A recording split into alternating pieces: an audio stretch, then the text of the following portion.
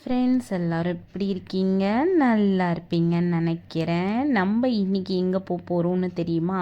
அழகாக ட்ரெஸ் பண்ணிக்கிட்டு கோவிலுக்கு தான் போகிறோம். எங்கள் ஊர் கோவில் சூப்பராக இருக்கும். வாங்க எப்படி இருக்குன்னு காட்டுறேன். வெயிட். அதுக்கு முன்னாடி நான் எப்படி இருக்கேன்னு ஒரு முறை சொல்கிறீங்களா ப்ளீஸ்?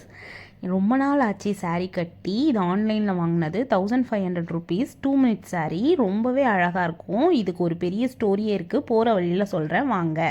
அது மட்டும் இல்லைங்க, நானும் என் ஃப்ரெண்டும் சேர்ந்து வாங்கலான்ட்டு ஆன்லைனில் வாங்கி ஏமாந்த கதை தாங்க இந்த சாரீ. 1க்கு 2 ஆர்டர் போட்டோம். பட் ஆனால் வந்தது 1 தான். ப்ரைஸ் பார்த்திங்கன்னா காசு மட்டும் 2க்கு போயிடுச்சு. அது கடைசி வரைக்கும் ரீஃபண்ட் ஆகவே இல்லை. ரொம்பவே கஷ்டமாக இருந்துச்சு. சரி, கடைசியில் வந்த வரைக்கும் இதுதான் அப்படின்னு ஆகிப்போச்சு. இது தாங்க எங்கள் ஏரியா கோவில். ரொம்பவே அழகாக இருக்கும். பகலில் எடுத்திருந்தா இன்னமும் சூப்பராக இருந்திருக்கும்னு நினைக்கிறேன். பார்க்கவும் சரி, இருக்கவும் சரி, ரொம்பவும் பீஸ்ஃபுல்லாக இருக்கும். இன்றைக்கி நம்ம ஏரியா சாமிக்கு வளகாப்பு தாங்க பண்ணுறாங்க. ரொம்பவே பிரசித்தி பெற்ற கோவில் இது. ரொம்பவும் அழகாக இருக்கும். பார்த்திங்கன்னா இவங்கெல்லாம் எங்கள் ஏரியா ஆட்கள்.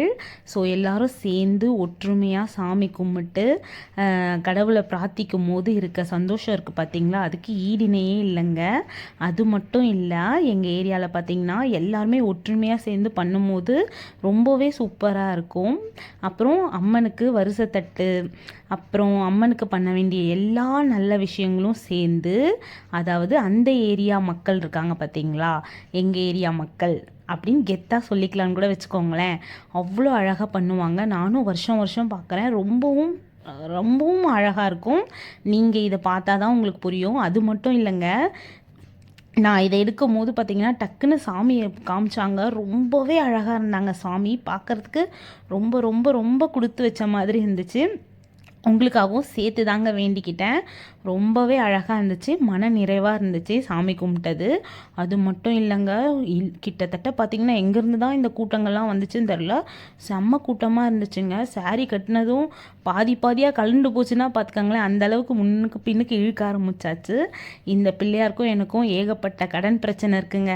என்னடா கடன் சொல்கிறேன்னு பார்க்குறீங்களா? அப்படி ஒன்றும் பெரிய கடன்லாம் இல்லைங்க. பையன் பிறந்தா மொட்டை அடிச்சுக்கிறேன்னு வேண்டிக்கிட்டேன். அது கடைசி வரைக்கும் நான் பண்ணவே இல்லைங்க. 1க்கு 2 பையன் கொடுத்துப்புட்டாரு.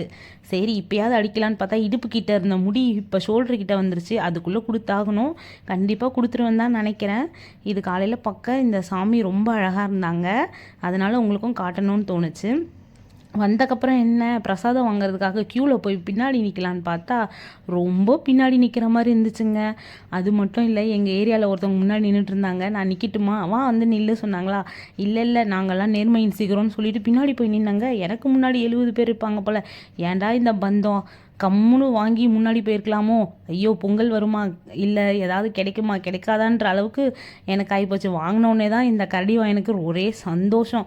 அங்கே சாப்பிட்டா நம்ம சாரீ கட்டியிருக்கோமா, ஸோ ரொம்ப டைட்டாக இருக்கும் எல்லா ஏரியாவும். அதனால் வீட்டில் வந்து நிம்மதியாக ஃப்ரீயாக சாப்பிட்றதுல இருக்க சந்தோஷம் வேறு லெவலில் இருக்கும்.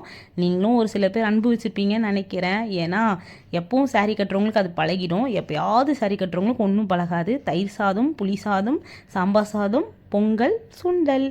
ஃபஸ்ட்டு புளி சாதத்தில் தான் கையை வச்சேன். ரொம்பவும் நல்லா இருந்துச்சு. சாமி பிரசாதம்னு சொன்னாலே சும்மா சூப்பராக தானே இருக்கும். கடவுள்கிட்ட உங்களுக்காகவும் வேண்டிக்கிட்டு எனக்காகவும் வேண்டிக்கிட்டு சாப்பிட்டுட்டு எல்லாரையும் நல்லபடியாக வச்சுக்க சாமி அப்படின்னு சொல்லிட்டு கடவுள் பிரார்த்தனையை எப்பவுமே நீங்கள் சப்போர்ட்டிவாக இருக்கணும். நன்றி.